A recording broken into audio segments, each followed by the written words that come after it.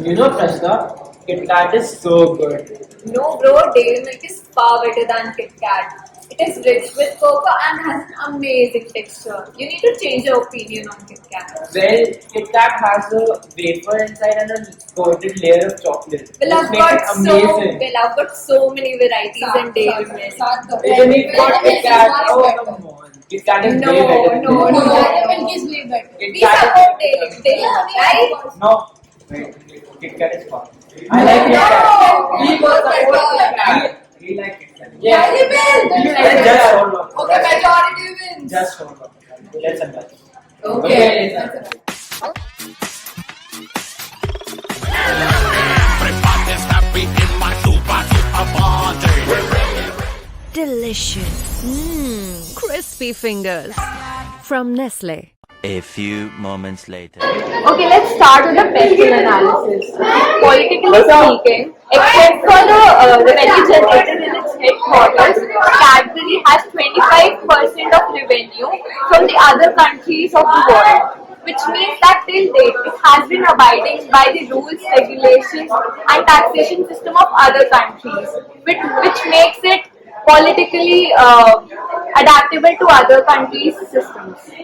Hello, madam. Politically speaking, Nestle has its business in around 190 countries in the world, and also there are a lot of factors that affect the business as it is a political stability that we're speaking about. Also, Nestle is very adaptable, by the way. It has a lot of things that comes in its way, and it tackles through all of those obstacles in a really good way, as it is a strong business and it has a brand name. Economically speaking, dairy milk has survived the demonetization phase of India, as we can see that it didn't stop supplying its products, and it wasn't just one product. Unlike Kit Kat, there were many products. I just thinking only Dairy Milk did that. Even Kit Kat did so. But they were able to manage it. See, Yeah. Cadbury Despite has of been having all sustaining these ever products. since a lot of time. Cadbury has been sustaining its market in India and overall the whole of the world. But Kit Kat and Nestle took their own sweet time to just come into the markets, and even now, a lot of times Kit Kat is not something that people demand. But though we are almost equal to him. It is almost equal, but not equal. Right? Exactly. That is the whole point. And that's where we are different. Okay, coming to the social aspects of Nestle, we work on providing the low content of sugar, saturated fats, and the sodium content in our products of in a Kit Kat. But not only with the low content of sugars and fats. Not only with that, we also abide the laws of the FSSAI, which are the standards of India. According to social aspect of Cadbury, Cadbury mostly focus on cost of production and also try to reduce the cost of raw materials. Talking technologically, Nestle has a lot of programming involved in the business, and it has a really good digital marketing team. As you can see through the ads, like ads are evidence that so Kit Kat is really good at advertising and with their technology. It also says have a break, have a Kit Kat. And with cyber attacks increasing day by day, Nestle has a really good encryption, or a firewall which prevents hackers from hacking into our systems. As smooth as the dairy milk is, their legal systems are also that smooth. In India, they have tackled multiple small local brands that try to copy dairy milk's packaging, their product. They've brought their brand into India so good that nobody will buy anything else that is similar to dairy milk. They will only buy Cadbury dairy milk. They would not buy anything apart from Cadbury's products. They know that, and Cadbury has made it their goal to make their legal aspects so strong and their IPR so strong that people will also start recognizing the company for the product and the brand. Coming to the legal aspects of Nestle, the rules will be varied across different countries, and they should be avoided as per the local natives. So even the IPO should be watched. Talking, talking environmentally, Nestle strives for zero impact environment, which basically means reducing the damage of the environment, and all of the packaging that's been done for Kit Kat, these are recyclable plastics. This can't harm the environment as long as it's being recycled. And speaking through Cadbury's point of view, Cadbury has been doing this ever since I think 2012, and they have stopped giving the wrapper that is there in Kit Kat, the aluminum foil, that the paper inside the foil, which is also harming the environment in a way because you're cutting down trees for that. And Dairy Milk has stopped giving the paper in normal dairy milks. Cadbury has took their effort in reducing the carbon emissions. Yeah, they're reducing their carbon emissions, and also like they also maintain 100% RSP of palm oil in their chocolates, which is pretty good for the people as well as the environment. There's five forces of Nestle. So the first one is threat of new entrants. So the threat of new entrants in the Porter five forces analysis can be explained as consumers' tastes constantly change. Like Nestle has to adapt to the consumers' taste changing again and again. So there are different brands, new brands, which can cater to the consumers that are already there in Nestle. So there's a threat of new entrants as anybody can copy what Nestle is making or what chocolate, what the same taste basically. So there is threat. Threat of new entrants for Cadbury, it is very difficult for any company to enter the market, and Cadbury has entered with 42% of shares. And if any company is supposed to enter the market, it should have something special or something new product strategy. And other barriers which affect the entrance is economics of scale and production, where Nestle doesn't have this. Coming to the threat of new substitutes of Nestle, uh, current recent trends of food are like converting to the natural foods and reducing the usage of processed foods, and also the environmental activists are protesting about the plastic overconsumption of plastic and like that. So uh, this is difficult for the other companies to copy the product, and this is a reason for that. And another one is the lean cuisine and marketplace snack bars are the other items that compete the Nestle. And this threat of new substitutes change the strategy of Nestle from convenience versus health to convenience and health. Okay. Talking of substitutes, what I believe is that Cadbury's taste is irreplaceable and no other chocolate can. Uh, if even if they try their best to copy Cadbury, they cannot. So like the loyal customer base of Cadbury will stick to it no matter what, and with a 10% growth rate in emerging markets, Cadbury will surely make it to earn good revenues in the near future as well. And coming down to the competition, there are many competitors for Cadbury like Kit Kat and Twix, etc. But like again, what Cadbury offers is not what people find in every product, and especially the variety they provide. So yes. So now coming down onto bargaining powers of customers. Speaking statistically, there are about 60 to 70% of customers who are loyal to Nestle and to Kit Kat. So they haven't been going to other competitors. For example, your brand, the brand that you support, which is Cadbury, or per se the product which is Dairy Milk. So now we have an drastic increase in the customers. It never goes down, so it keeps on increasing. So we barely have people or the customers who bargain. Okay. See, coming to bargaining power of consumers or buyers, specifically in Cadbury, there are two kinds of buyers. One is the retailer and one is the consumer itself. One, the retailer does not have a lot of choice to buy the Cadbury chocolates from anybody else. But every consumer wants the Cadbury chocolates or Dairy Milk. So the bargaining power of the retailer or even the consumer is absolute zero because, like Prashita said, the chance of copying the taste of Cadbury or even replacing the brand Cadbury is not possible. So there is like very limited to a little bargaining power with the retailers, wholesalers, or even the consumers. Coming to the bargaining power of suppliers for Nestle is there are more than 16,000 suppliers around the globe to the Nestle, and due to this, the Nestle can negotiate the prices to the favorable terms. And again, coming to the suppliers' bargaining power, in Cadbury, their main product or their main products that the consumer raw materials that they use in their product is basically milk substitutes, and cocoa.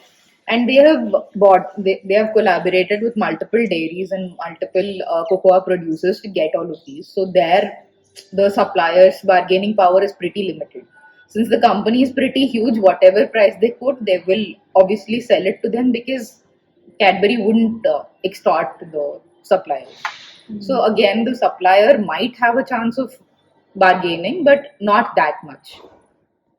So talking about competitive rivalry, there aren't a lot of companies with good brand name who are in this line because, as one of you mentioned earlier, there are fixed 4 to 5 brands which have acquired the market share by largely, which one of is Nestle, Vigree and Mars, Twix, and Cadbury. So Nestle has a significant market share in different products. For example, there are different beverages and food products. For example, Maggie, and then there's pet care and nutrition. And the Nestle has one of the top productions in terms of sales. Okay, contrasting your point that Nestle has many products, we are specifically talking about chocolates. And secondly, when it comes down to cost cutting, due to competition, the profit margins of Cadbury has been very low because in order to survive the market. So yeah, coming down to the competitors, Cadbury is really keeping up with the competition. See, basically, it will come down to the BCG matrix of Cadbury.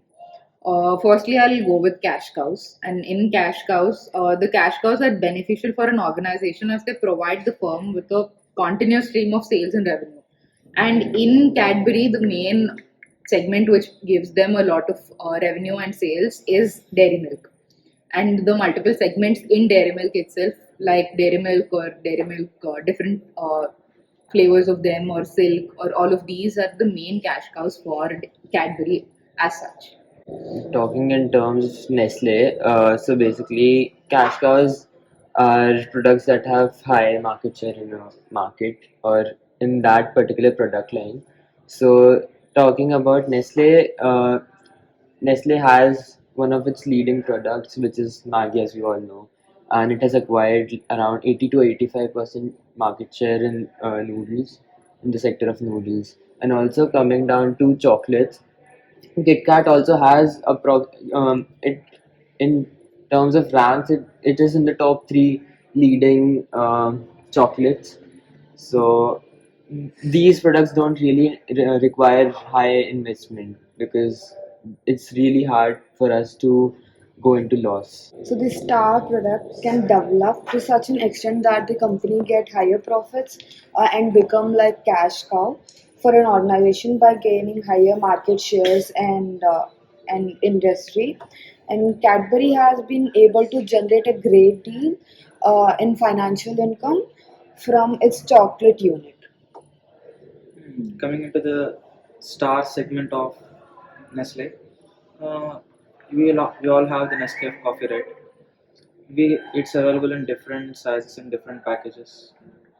based on the usage.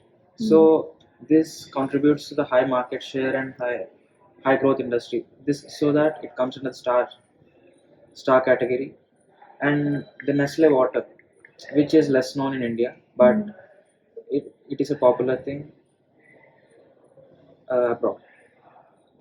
Okay. So talking of the question mark segment, some products of Dairy Milk have done very good so far, but other products like Creme Bell failed to capture the market share. But on the other hand, there was a good market growth, which led to a lack of financial stability. So these are the products like Creme Bell, where the company really needs to put focus on gaining the market shares. So, yes.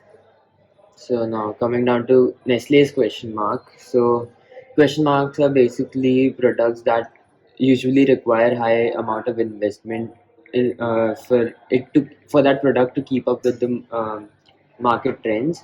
So Nestle had nutrition products and milk products which required particularly usually high amount of investment if it is compared to its best-selling product, which is Kit Kat. So yeah, it had some products which needed a lot of investment and they kind of failed. So they can be put into BCG matrix.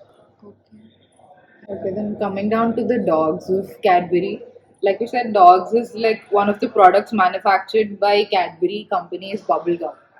Most of us wouldn't even know that Cadbury manufactures bubblegum, but Trident, the bubblegum, is owned by Cadbury.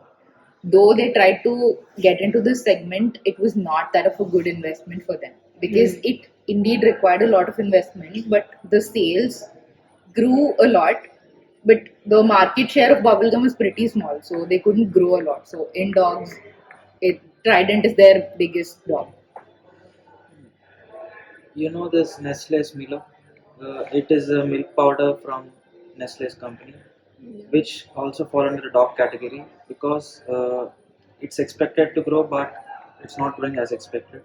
So it's not a failure product, but it's not mostly used by the people due to lack of marketing or some for some other reasons. Yeah. See, if we come to the SWOT analysis of Cadbury, first I would like to be going by strengths. The strengths of Cadbury is that first it has a very big global brand and it has a very high brand loyalty. For example, if I were to buy Cadbury, I would buy it for its brand name and because I'm loyal to Cadbury and I like the chocolate uh, for its features. So coming down to the strengths of Nestle or Kit Kat.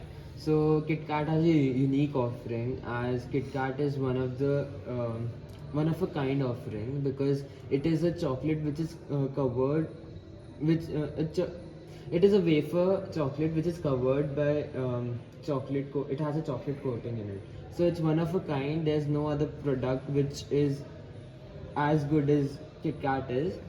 So it is kind of distinguished from Dairy Milk and other chocolate brands. Coming to weakness of Cadbury, the cocoa content of Cadbury is low as compared to competitors, and the sugar content is high. And coming to the weakness of Kit Kat, I mean the Nestle, there are many duplicates available for Kit Kat, but which are not so successful to replicate the product. And the packaging, which is same from the same packaging is done from the starting of the company, which is a red colored wrap, and the breakage due to this is a Kit Kat is a wafer, so it's easily breakable. This is also a weakness for that, and the CSR of Nestle is a bit poor. It's performing a bit poor. So talking about opportunities for Nestle, they can basically go for healthier products as Kit Kat can introduce healthier options such as low calorie chocolates, and as the world moves towards a healthy sector or a healthy world. And another opportunity I would say that they can expand into FMCG goods. So more variants in Kit Kat means more revenue. So talking about threat of Cadbury is it has low switching cost and also it has intense competition like Nestle. The threats for this Nestle are the health consciousness, which is a major thing nowadays. Many people are switching to the natural foods and instead of the processed foods, and another threat is supply bargaining and the inflation, uh, which is harmful to Nestle, and also the competition faced by Nestle is heavy from this thing Cadbury. So what do you guys think? Which is better now, Cadbury or Nestle? Obviously, Cadbury. Okay, they will keep fighting. But still, this was the analysis of Cadbury and Nestle. Whatever the chocolate might be, it's just a chocolate. Have fun. Have a You can't have a break.